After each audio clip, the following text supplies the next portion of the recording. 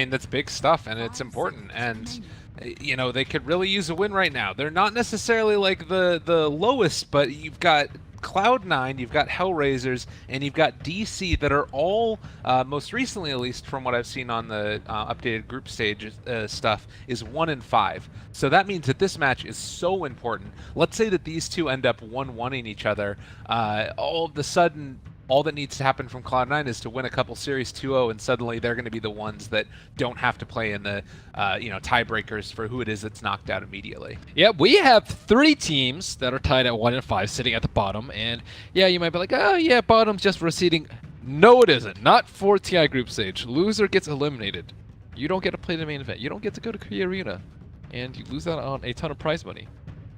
I guess you get to sit back and watch games, but you're not going to be enjoying it after that. There is no silver lining for that. No, it's really rough. And interestingly enough, we see DC already coming out of the bat, taking the Queen of Pain, and now HellRaisers, realizing what their matchup is going to be, are also going to take their mid in the first phase. So Ember Spirit is going to be picked. Something that's we've seen a couple different theories and strategies as far as the first phase of drafting is concerned. Remember our matches this morning, it was just like all 4 positions picked early on. Yeah. Well, there's 2 4 positions already. That's true. That's fair enough. But yeah, the Clockwork and the Sand King probably going to be mirroring each other's movements around the early stages, and then Ember Spirit and Quap. I guess is it mainly just that like DC really value Abed playing this hero, and then HellRaisers feel comfortable with an Ember versus Quap matchup? It's also because HellRaisers mid really likes Puck Quap. Those are his main 2. That he probably played that in like half the games in the qualifiers, if not more. So I think they're trying to limit his hero pool a little bit, make him play something a little bit more uncomfortable. I think one thing that HellRaisers do not have going for them is that they're not the most flexible in terms of hero player combination. So Puck Quap, and then everything else I would say is a little bit lower. And for example, Swift Ending also loves Slark. He is just a Slark picker through and through. But the one big plus side that they have to them is Saksa is coaching them. Yeah. So that is a big benefit. Of course, second place at TI last year. And also, I think he knows some of these guys very well, having been playing in the NA scene for quite some time. Yeah, and I mean, HellRaisers, they're, he also would know all of them and their play styles, because I believe that for a while, I mean, HellRaisers, this combination of players has been together forever. Not just necessarily in this ordering, but they've been playing throughout all of those Tier 2 Dota 2 leagues, and, you just grow familiar with people over a period of time. So Drow Ranger banned out, as well as the Rubik. Considering we know what the mids are already, can you think about heroes that would gank, or is it too hard to gank these heroes out of the mid? Is it more just like park somebody mid there and then, try and win the lane in that fashion?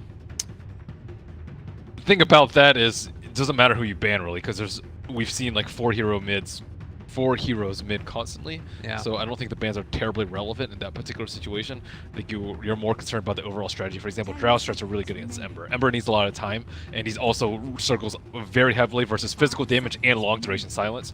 And that would make them lane mid even rougher for the Ember Spirit, so you'll see the Drow ban there. Lycan is something that Swift Ending has been playing a decent amount. Don't necessarily think it's like particularly good versus the heroes that they have right now, but with the Silencer picked, it makes a lot more sense. Wolfman beats pointy-headed glaive thrower. Yeah, it's you'll just gobble that little man up. Speaking of that, though, we've seen Silencer paired together a lot with Batrider, banned out in the first phase. The other one that I believe we saw in the, I think it was like LGD versus IG game. I was watching it in the middle of like our break, and I spotted Legion Commander and a Silencer as another opportunity, and that's something they could think about. Or another one of those just like strong initiators. Sand King on his own is quite good, but taking another of those so you can just like jump in, pop a duel, pop a global. Suddenly, there's no way to respond. Teams have been pretty good against itemizing. I think we cast one good earlier with their 2 Lotus Orbs coming out very early on. So a don't think Silencer is that great of a first phase pick for most, but it is decent for Ember Spirit. Makes him reconsider his item build. I don't know. The thing about Embers, they actually don't care that much about silence. A lot of times they just build Blade Mail to run at you when they get silenced. So it's not an auto win by any means. Right.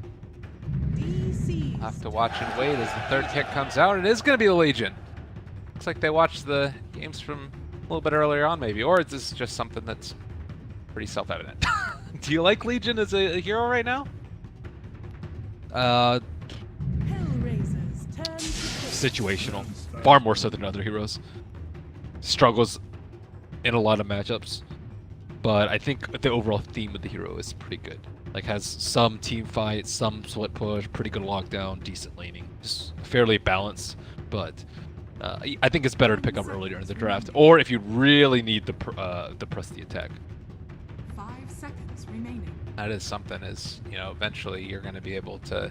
I mean, what would you build really on her to try and get out of global? BKB, Yeah. but you don't really need it. Usually you're the one in first.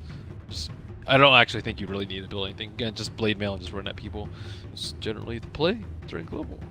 So HellRaisers liking the big team fight though. Team fight's not good for them. I mean, Disruptor can sort of help to alleviate that concern, but it does still sort of lack that, like, I guess the Clockwork is going to be that hard initiation, then you drop the Disruptor ulti on top of hopefully a couple of heroes, but it's a lot easier to probably execute the DC lineup. You jump in there, you're able to find yourself a Burrow Strike maybe, or possibly a Sven Stun. If they wanted to, we could definitely have a very mobile lineup between those three heroes and then have Global to follow it up. You just have to press a few buttons on Digital Chaos. Press your Warcry button, press your Global button. You don't have to aim those. Those are easy. HellRaisers, you have to point and click. Oh my goodness. Unacceptable. Their lineup's way harder to execute though. Ember Spirit, like, that's probably gonna be your initiator, like him going in along with Clockwork.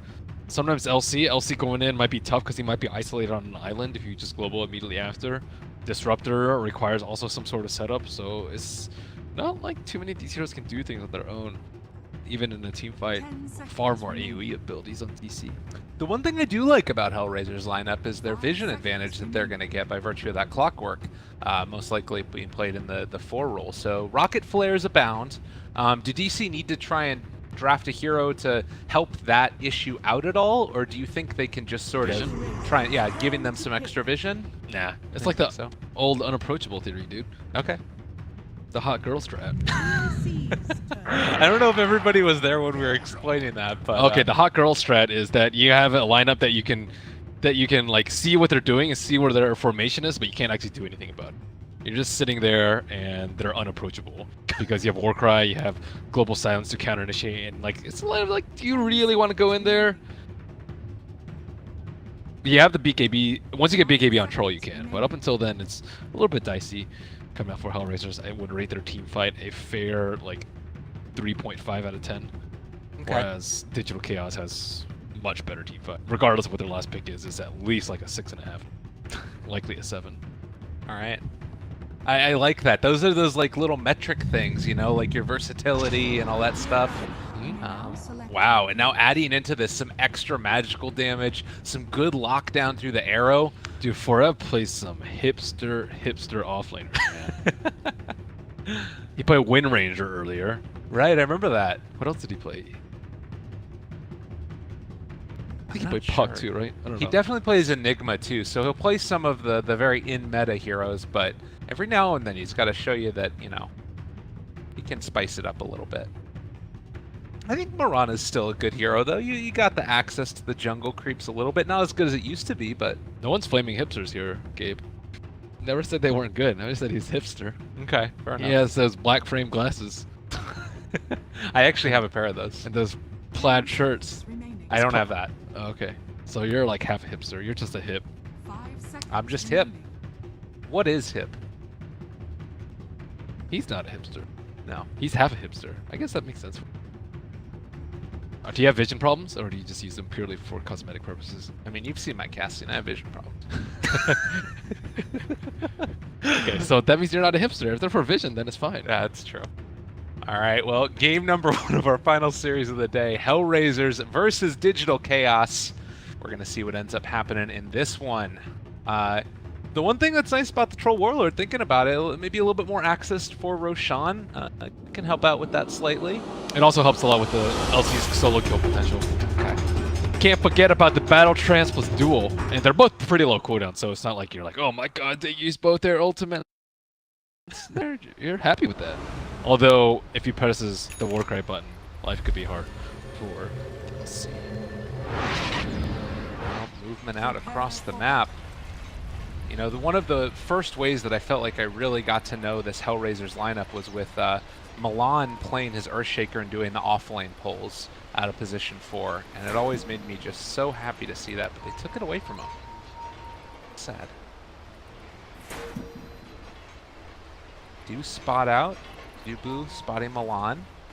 And it looks like Mason is going to come in as well, so a lot of the HellRaisers lineups are in the area, and also looks as Bulba was able to get down his ward over here to the side. Or rather, HellRaisers were able to get their ward.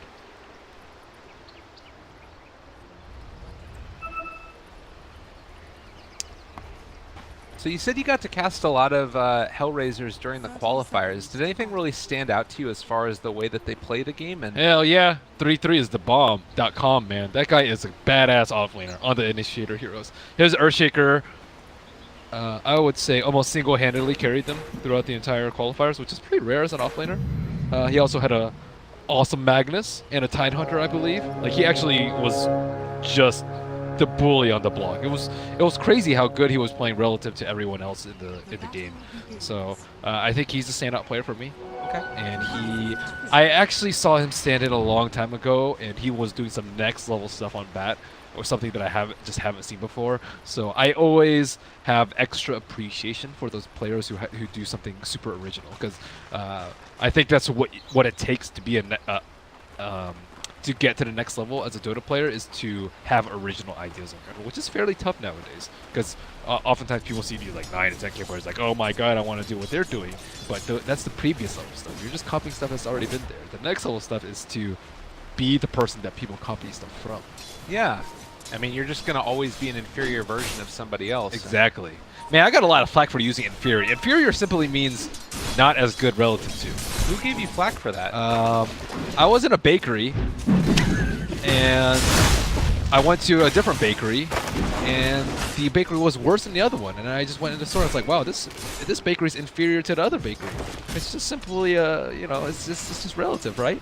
Yeah. And they're like, you can't use that. Wow, did you say that out loud? I was like, what? It's inferior. And they're like, they gave me a lot of flack for it. And looks like mid lane Kaiser is dodging the, trying to dodge the Shadow Strikes with the Sleight of Fist. He already did one of them, but unfortunately the cooldown's too long to dodge 2 of them.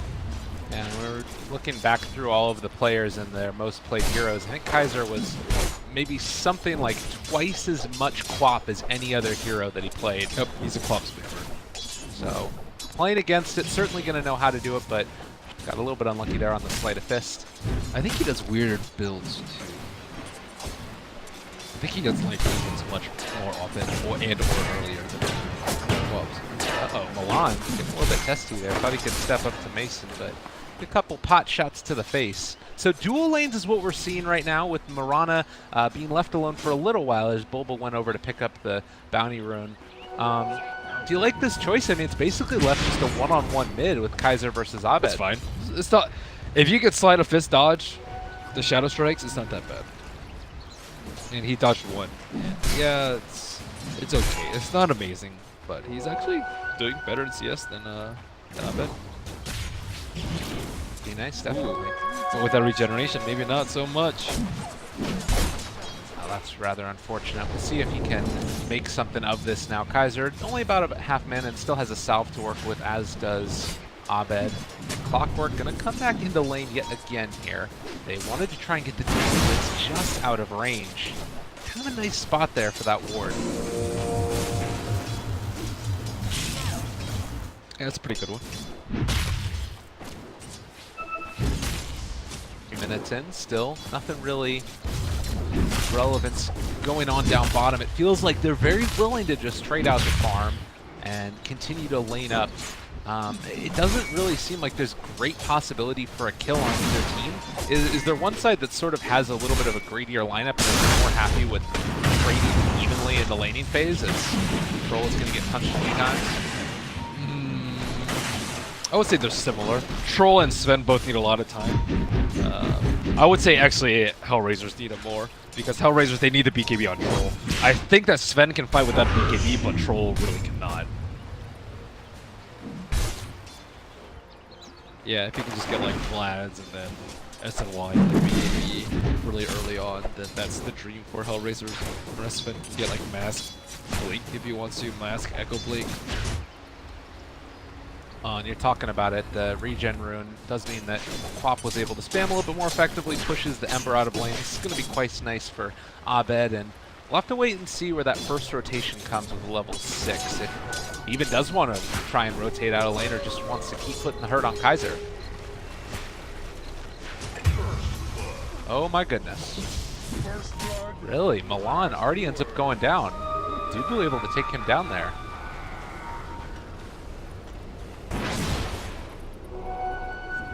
Did 474 damage with Arcane Curse. Full right clicks. Nuts. Abed has an Arcane Rune in mid. No fun for Kaiser. That's 2 pretty good runes. I would say ED would probably be the next best. Maybe Arcane. Probably ED. Regardless, still a good rune. Tough time for Kaiser. Now Abed, level 6. Go for Sonic Wave here if you wanted to. Clockwork is also in the area, making sure that nothing funky goes on. Brevko is able to get away from J4, and now with the movement in, the root is going to be there, and Abed taking a good bit of damage. Played at least a little bit careful, he's out of mana.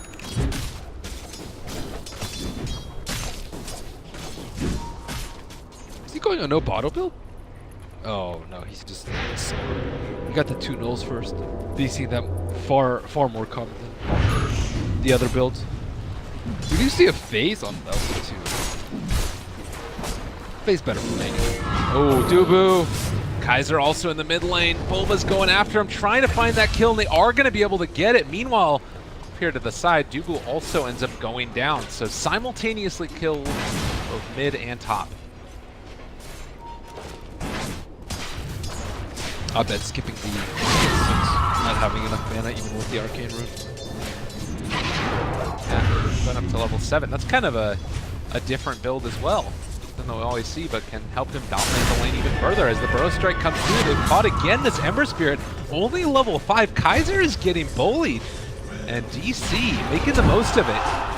3-3 comes in, wants to try and pressure the tower a little bit, or rather keep them from pressuring the tower, and Newbee going to be forced back yet again. The glimpse pulls back in, Abed able to blink away. DC get out intact. They need their Ember to get 6. He just died twice in a row. First time he had Flame Guard up, but it was used pretty late, and then second time he didn't even have Flame Guard up. It's not a good look for Kaiser. Yeah, this has been a little bit rough the past couple Vanish minutes. bottom lane, Moonlight Shadow, approaching on a swift ending. Get him, Bulba's there, burrows through, jump forward, quick catch, quick kill, swift ending. Going to quickly fall. I thought you were going to make a swift ending pun. We'll get there, I'm sure it'll happen. Sounds like a good end to a fairy tale. And happily ever after. They lived happily ever after. Is that a swift ending? That's a good ending. That one is. See if the swift ending is going to be good or if in fact he's going to keep on running into some trouble. He's only level 5 right now. Forev is already up to 6. Taking a nice little chunk of damage here, and with a glimpse available, going to pull back in. Forev able to blink over to the top side, throws out an arrow to create that little bit of separation. Wow, he's farmed. He is away. Yeah, he's got a ton of farm here so far. Likewise, 3-3 has.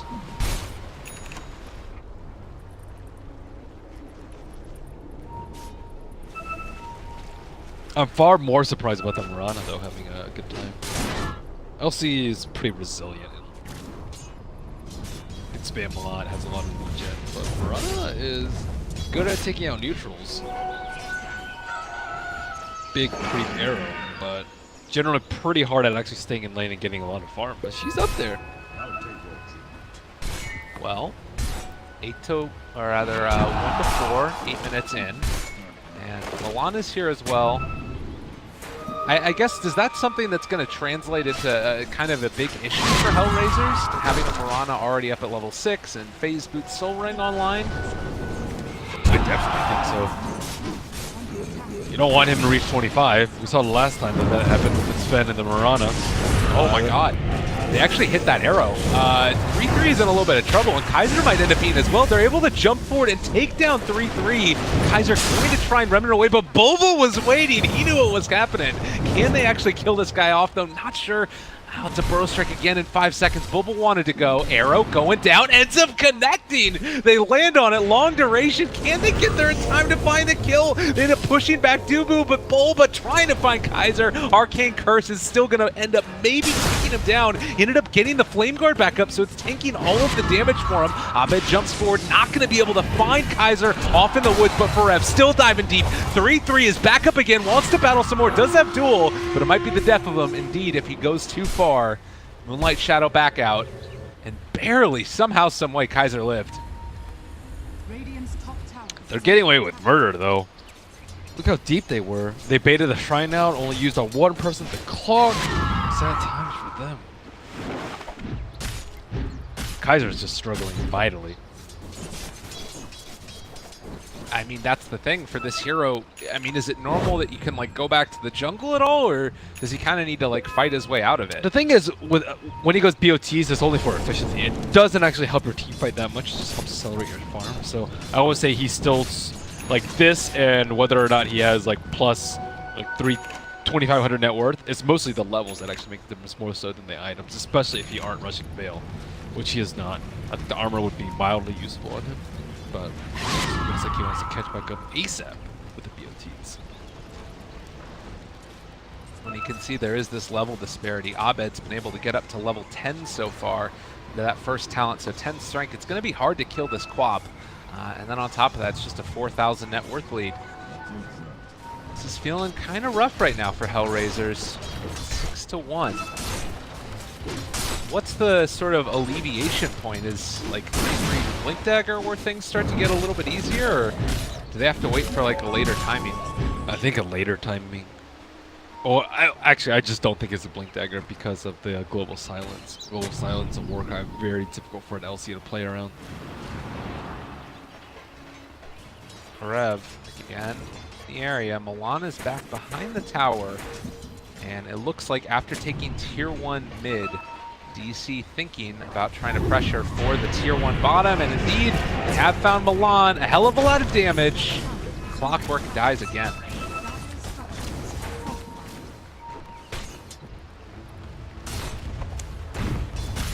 Then this is feeling very rough.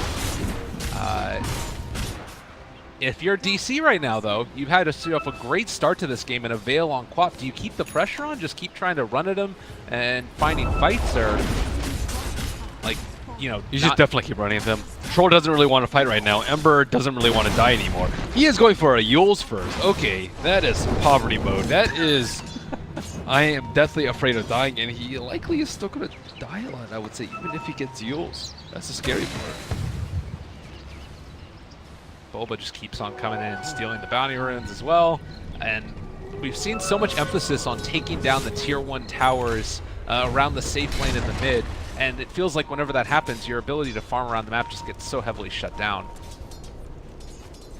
That's happening. Generally because you weren't strong enough to defend the towers in the first place. But Blink Dagger coming out in LC, maybe they can get at least, I guess, one pick off that. But overall, unfortunately won't change the state of the game too much. So, HR still, I'm even hard pressed to say if they have better late game. Just because I think Ember is up against a very difficult Ember lineup.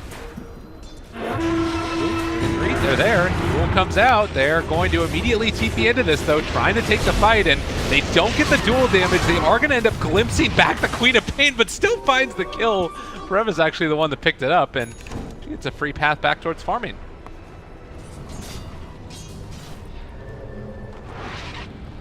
Look like they'll be able to chase for any more, though, on top of that. Poor LC, no dual damage. It's been kind of rough there for her. So 2-8. It is now.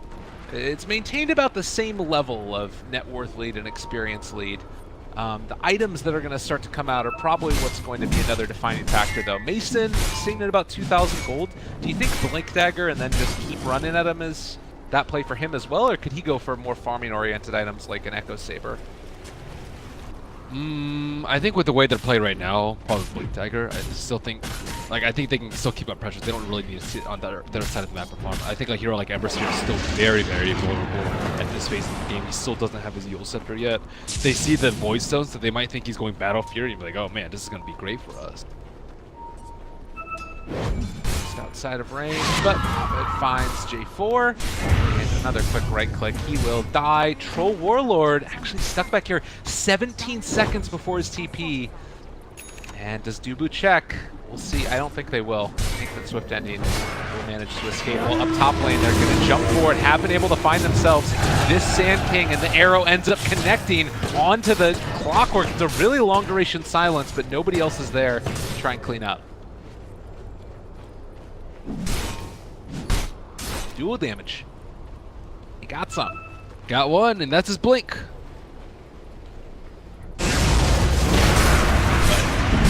At the same time, Troll sows himself in the bottom lane, and this hero with already limited intelligence is going to get some more of it stolen away by Dubu. Troll's already a little seasoned. 300 mana. Wow, that is really low, actually. Yeah, that ain't great. And he has to use Mask of Madness, too. It's not like the most expensive thing in the world, but that with everything else. Can't get burned by Arcane Curse if you can't cast any spells. That's a thing. Is that the strat? Don't have any mana, so you can't get hurt by Arcane Curse? I guess theoretically you could build a lineup around that if your first like anti-mage was like, ah, Mana Void does no damage, joke's on you. Well, 3-3 wanting to make something happen. At this point in the game, he is smoked up, but it might have just gotten revealed right there. He walked by where the flare was, and you see playing it safe still. Do they have any detection right now for Sand King? They have one Sentry Ward, but no dust. A Blink Dagger now being revealed. Looks like HellRaisers just back out again, try and farm up their next item. We'll see if DC try and make some type of move of their own, because Bulba almost has a Blink Dagger of his own. Yeah, Bulba is pretty involved. Anyways, we do have a little bit of lull in the game. This game is quite important for playoff implications. I think a lot of the other teams are, you know, riding the upper bracket or like not in danger of being in the lower bracket. But if the group stage were to end today, this would be the tiebreaker match in between these two teams. So these teams are fighting for the chance to stay alive at TI and move on to that main stage. So a lot of pressure riding on both these two teams. Not a glorious group stage day one by any means, and this is their start. They want this to be the start of their comeback into the group stage, or at least they want to pick up a couple of wins so they are at least not in danger of playing those. Yeah, definitely. And there's 3 different heroes, so even splitting the games right now would end up making a huge difference, certainly. Yeah. These are the type of games that will decide your fate. And yeah, you can look at it as the last games, but those games are just as important as these. Anyways, Kaiser getting jumped perhaps by Forever. He does have his flame guard on, but not for long. Oh, the global, it comes out immediately. They knew what they needed to do, and now immediately into Roshan after the fact. DC just making these decisive plays, leading attack speed as well. And I'm thinking right now for HellRaisers, what's the play for them? Like, do they need to come and contest this? Yeah, they can. Actually, they do have rocket flare vision, but Ember would have to buy back if so, and his remnant is down, so he would take a long time for them to get there. Oh, they jump forward. Burrow strike, just barely off the mark with that arrow. Are they diving too deep right now? 3-3 jumps in, wanting to take this down. The hook shot counterplay, but he ends up dying. The contact and the right click from Newbee. Fnatic storm down, but it is only on just barely the outside edge of that Queen of Pain. And, well, J4 trying to get out of there, but Newbee gets a double. Not often that happens, and they're thinking about chasing for Milan, but will not blink aggressively. TC win another one. Roche won't fall. Yeah, Roche is pretty low. Yeah, as you see, for Evans actually transitioning into a right-click mode too. It's on par with Ember Spirit now. Worthing going for the Lance and the Diffusal. Diffusal holds a lot of value against a hero like Ember Spirit, where you can pretty much do like an extra 500 damage if you can purge a Blink Guard at the start of the fight. So this is already on their list of growing pains. They can manage to sneak Roche themselves. Like, Troll is kind of built for taking out Roche, but I don't know. I think now is a pretty good time. There's no epicenter, not that they really know that because he didn't just steal it up, but there's no global silence too, which I think is the big kicker for these team fights.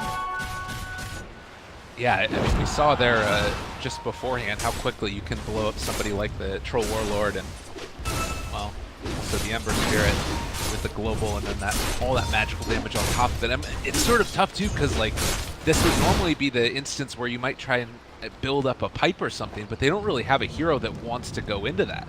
On the side of HellRaisers. They might have to YOLO soon. They're getting to that point where they might not have that many plays left, so it is difficult for them to YOLO in a Roche though, because Mirana was scouting out with illusions earlier, but now, I don't know, they're still...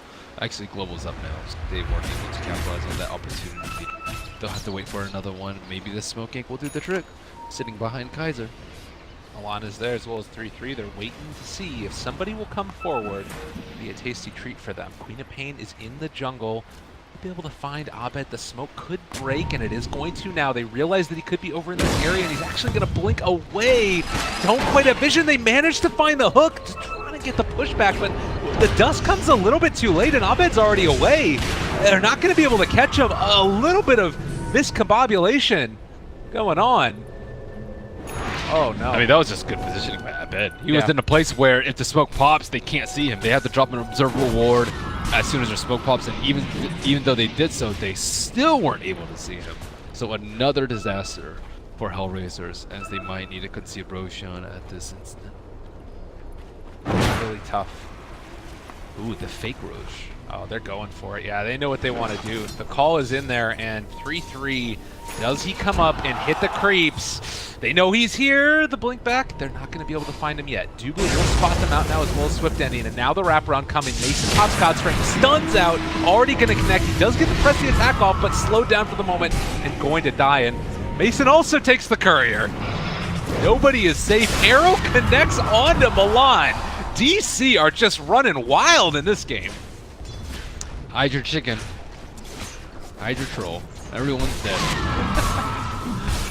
Oh, man. This is a head shake emote moment for them. Like, what do they do here? I don't know. I mean, that's the thing. Is like normally you try and question like, what's the way to get back into this game? Is there anything that you're really seeing for HellRaisers here? Well, maybe they can set up a sinking on top with that observer ward, or maybe they will be. Kaiser's ready. Oh, look at that blink angle on Abed as well. He realizes that 3-3 was there, didn't want to end up getting dueled, and ends up just TPing away afterwards, just throwing fear into the heart of 3-3. And he's going to have Blinken soon, so even the global pickoffs with Legion Blink is going to be soon non-existent, Quap at least. So let's say that they do manage to find like a blink duel onto Abed and like perfect instances before the Lincolns comes out. Can they win the team fight if they take him out of it at the start? Doubtful. I think like an epicenter will come out immediately after, and because they have no BKB, there's no chance to really be able to survive that. Okay. So they just need to pick off, not necessarily into a team fight, at least not immediately after. Not a 5-on-5, let's say. Okay, no 5-on-5 fights. Yeah. So, 22 minutes in, 4-16. And it is Mason that's up here, not completely by his lonesome. Dubu's right behind it, but Radiant also spot that Dubu is here because of this forward that's been placed down the jump forward. And they also have the blade mail. Triple Remnant forward, able to get it off beforehand, but can they even kill off this Sven throughout the duration of the duel? He just turns to fight, eats him up alive. Mason, mad as can be, and, well, Ember not worth his time. He wants to farm creeps. They even saw them. Well, not that it really sounds really that much, but the thing about that is you know that he's looking at it too. Like Right. sometimes the global will come out a little bit late, and you can get most of your spells off before the global hits. But because he's sitting right there, you know he's looking right at his coordinates in the lane farming below.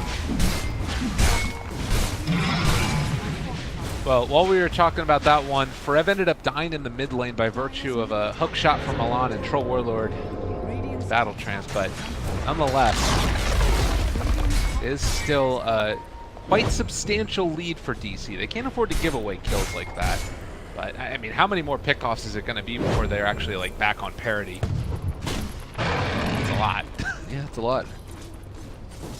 I don't know if like Sven didn't intentionally pop his BKB or not pop his BKB rather. I think in that situation it's actually better to not pop your BKB, because if you pop your BKB, you'll be hitting for full damage, and you're against a troll, so a troll's going to use the axes. Oh, actually, I wonder. I'm just thinking about like whether or not you would want to have the blind chance to hit yourself with blade mail. Right. Maybe in some cases. There's a lot to go into it.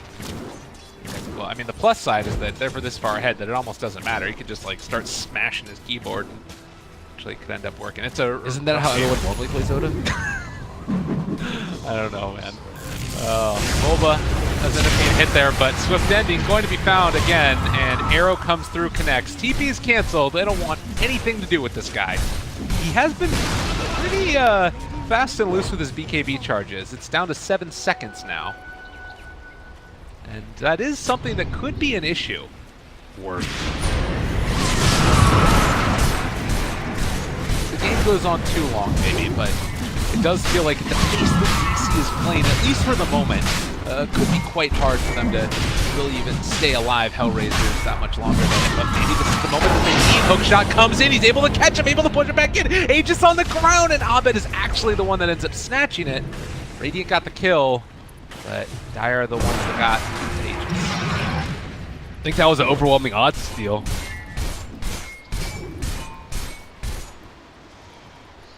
Well, showing the power of Clockwork still. Good Euro.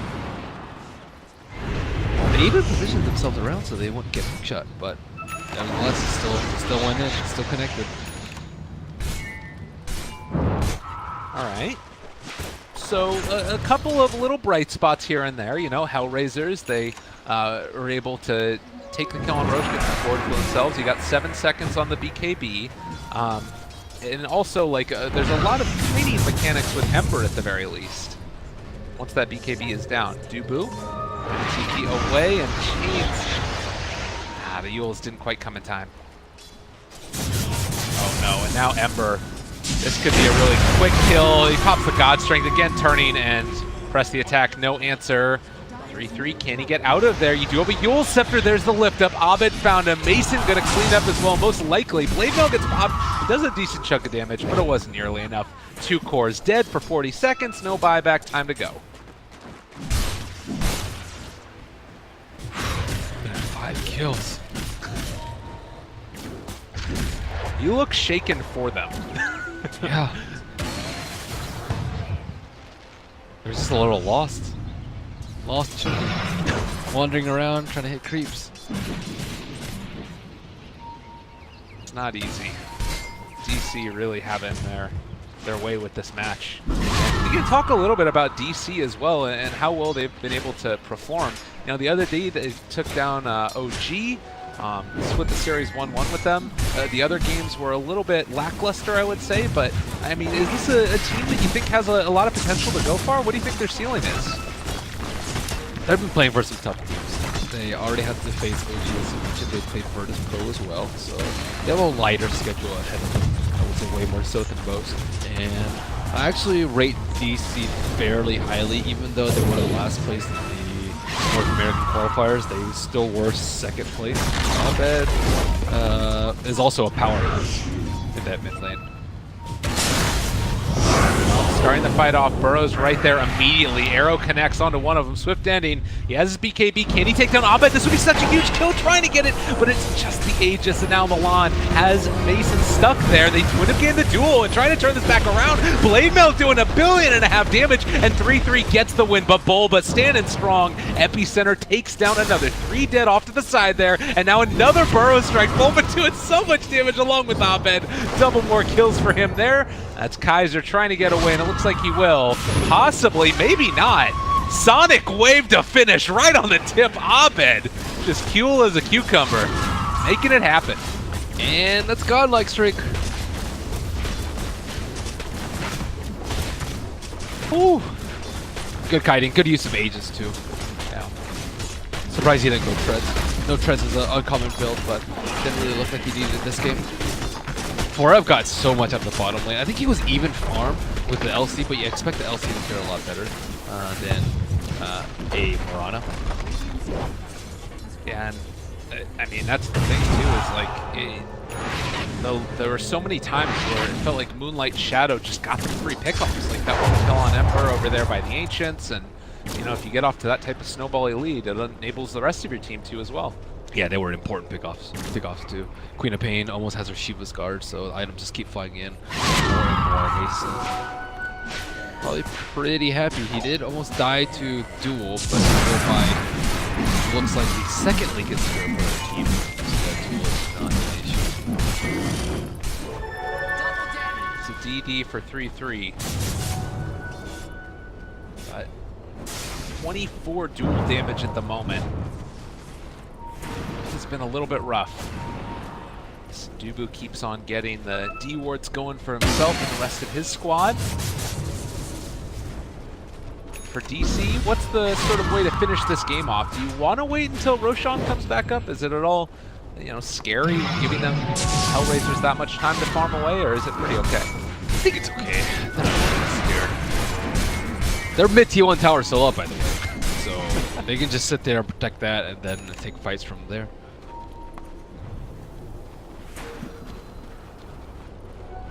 7-26, and where do you go at this point from HellRaisers looking forward to game number 2? I mean, granted, it's not over yet. Anything can happen in Dota, as we've seen time and again.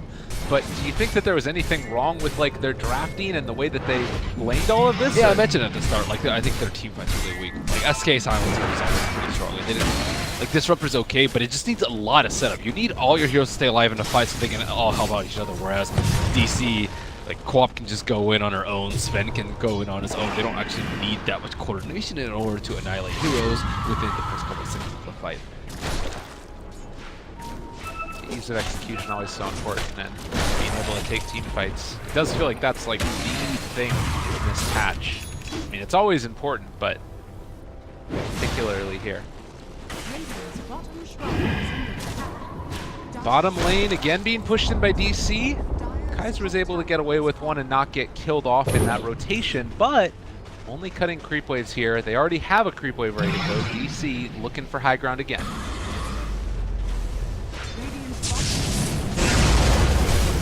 Pops God's Strength. Kaiser again gonna try and back him out there. Lincoln Sphere still on Sven. Stack off of cooldown again. Needs to wait for a little while before it ends up coming back up, and a long time before that next creep wave gets in there. Probably saw a lot of TPs back home, so it's pretty clear to take the shrine. I don't think there's any chance of a wraparound at this point. Dire do use a scan just in case there is a wraparound, but there's no one there. Yeah, they know what they're doing. They're playing this super well. And wasn't it those other games too where we saw DC just play a very disciplined game where they were, you know, always backing when things got a little bit dicey, making sure that they didn't end up overextending. I don't think that's always the case for them. I believe they were up, what, 15,000? Oh yeah. So that's kind of where we are right now in their lead. And as we've seen just from this tournament alone, no game is unthrowable. Enough. Don't you estimate their throwing power. Well, they almost ended up going for a little something there, but don't quite catch on to Milan. So talk to me then. What would it take to have HellRaisers come back in this game? 2 5-man throws. Okay. 2 5-man team wipes. Yeah. Everybody on DC dead, and see if this is the Ruination. Kaiser getting jumped on. Shiva's guard is there. They break the Lincolns, and now the jump. The duel is there, but can they even kill off this Queen of Pain? I don't know if it's going to be the case. Swift Ending pops in as well. Mason is there looking for the stun, or possibly even just the right clicks, and this Troll Warlord's BKB is about to wear off around the same time that the Sven is. They have the stun follow-up now if they wanted. The hookshot counter initiation comes out from Milan, keeping him alive, and Swift Ending trying to TP, but that's not going to happen. They find the stun. J4 does manage to get out of there. The south side of the fight, they find the Clockwork, going to be able to lift him up with the Yules, and now with Troll dead for 58 seconds, and Clockwork as well in the grave, might be time for DC to push a little bit harder. They're all crumbled.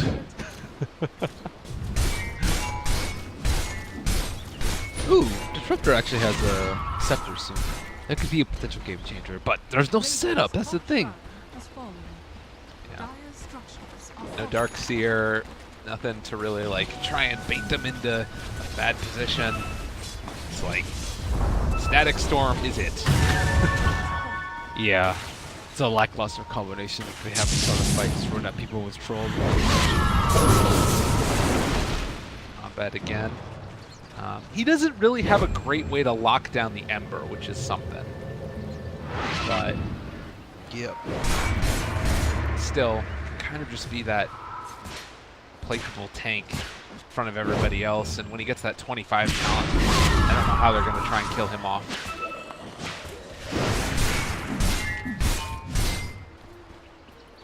Moment DC, dotting their I's, crossing their T's, seeing if they can finish this game off that, as we've talked about numerous times, is so important.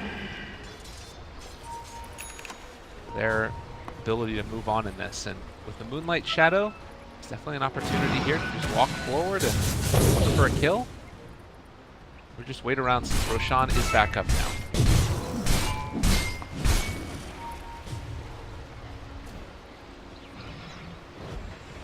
Now you mentioned a little bit earlier on as well, like the Yule Scepter, but the other big thing that we've seen now is Legion Commander picking up the Halberd. I believe that was a fight or two ago. I mean, that's something that can be quite detrimental, particularly since Mason, while he does have BKB, you're not going to be able to BKB it off if Legion's able to get the jump.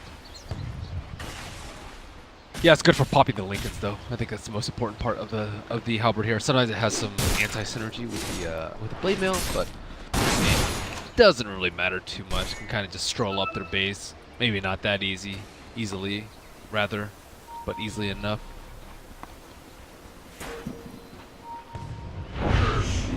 Pop next going to be going back for that Maelstrom as well. Does have the level 25 talent now, so 60% lifesteal. Bottom lane, they were looking for J4, but didn't quite find him in time. Get close enough to him in time. Kaiser going to keep on split pushing, doing his best this year. That's his job. Slow down the game. Maybe you can get it to Rapier territory for Ember. Yeah, that's what I want to see. I haven't seen the physical build in a while. I have been seeing a lot of plus 30 damage over 8 spell lamp at 10. But still no ranks yet. It's the dream. That's we just need one of those this tournament. That'll be the best. Get back. All right, Abed, Maelstrom there. Aegis on Mason. Pipe pop. Time to go. How do HellRaisers like try and defend against this now? Is there anything that they can really try and do? Isolate one hero? Tried that last time. All right, Mason just jumps forward and destroys the Disruptor. A quick jump, quick kill. Didn't even need to use the stun. Well, looking for another opening now. DC are just going to back out after taking the Rariks, and they literally cannot do anything on HellRaisers.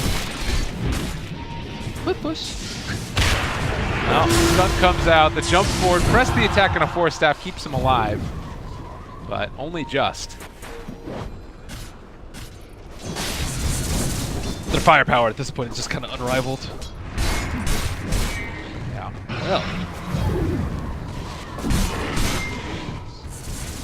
I mean, that's the thing, is like, if you look at this game, it's 7 to 29. It's right now a 25,000 net worth lead. I mean, I think that the biggest comeback ever was like 38,000 or something like that. But this is the type of patch too where I feel like taking high ground is not as hard as it was in some of those.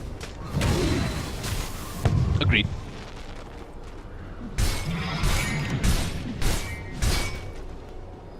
Mason again just walking forward. Lincoln's in his backpack. That's how rich he is. Yeah, he doesn't care. He's got the same amount of net worth as there's the difference between the two teams. And the siege on the tower, I mean, HellRaisers are just in an impossible situation. There's nothing that they can do to stop this.